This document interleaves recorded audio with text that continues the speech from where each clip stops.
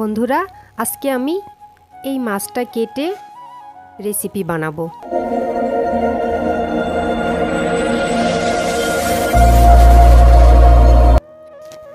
সুপ্রিয় দর্শক, আসসালামু আলাইকুম। Welcome back to my channel. বন্ধুরা, আপনারা সবাই কেমন আছেন? আশা করি খুবই ভালো আছেন। আল্লাহর কৃপায় আমিও ভালো আছি। তো বন্ধুরা, সামনে আমাদের ঈদ। আমি আপনাদেরকে অ্যাডভান্স ঈদ মোবারক জানিয়ে ভিডিওটা শুরু করলাম। তো এখানে আমি 2.5 কেজি সাইজের একটা মাছ নিয়েছি, আর মাছটা আমি কেটে দেখাবো।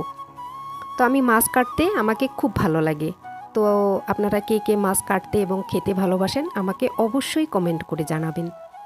তো মাছটা আমি বড় বড় সাইজে কেটে নেব, আর এইটার আজকে রেসিপি বানিয়ে দেখাবো।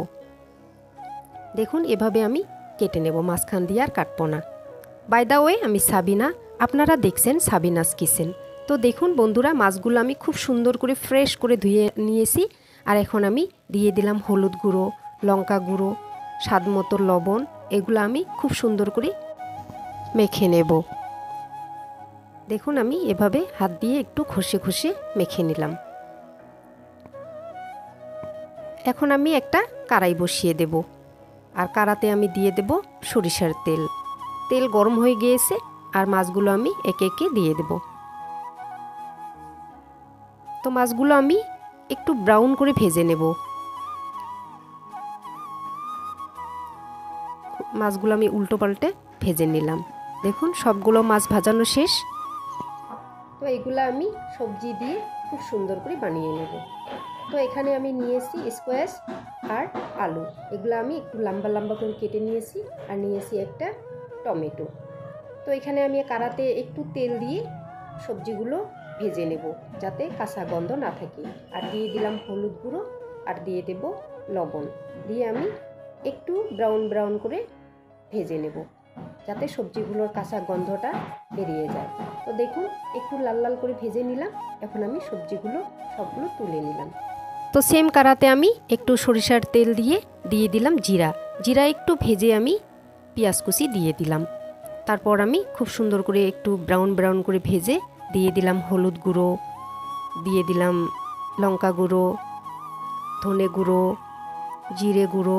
এগুলো আমি সবগুলো একটু নেড়ে, যাতে পুড়িয়ে না যায় তার জন্য একটু আমি জল দিয়ে দেব। জল দেওয়ার পর আমি আবারও একটু নেড়ে চেড়ে ভালো করে কষিয়ে নেব।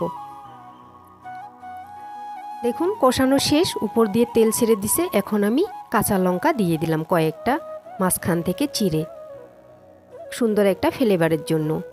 তো এগুলো আমি একটু নেড়ে চেড়ে দিয়ে দেব টমেটো কুচি। টমেটো কুচি দেওয়ার পর একটু নেড়ে আমি দিয়ে দেব লবণ, যাতে টমেটোটা খুব সুন্দর করে গলে যায়। এগুলো দেওয়ার পর আমি একটু নেড়ে চেড়ে ঢেকে দেব। দেখুন, ঢাকনা খুলে দেখলাম আমি খুব সুন্দর করে কষানো হয়েছে। এখন আমি দিয়ে দিলাম রসুনের পাতা। এগুলা কিন্তু পেঁয়াজ পাতা না হয়, রসুনের পাতা। তো এগুলো দেওয়ার পর আমি একটু নেড়ে চেড়ে আবারও ঢেকে দিলাম।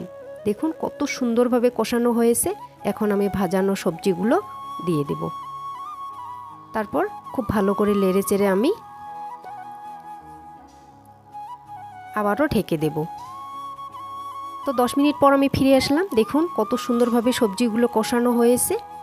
তো এখন আমি ঝোলের জন্য জল দিয়ে দেব। এখানে আমি দিয়ে দিলাম গরম জল। তো জল দেওয়ার পর খুব সুন্দর করে যখন ফুটে আসবে, তখন আমি মাছগুলো ওপর দিয়ে দেব। দেখুন, জলগুলো খুব সুন্দর করে ফুটেছে। আমি একে একে মাছগুলো দিয়ে দেব।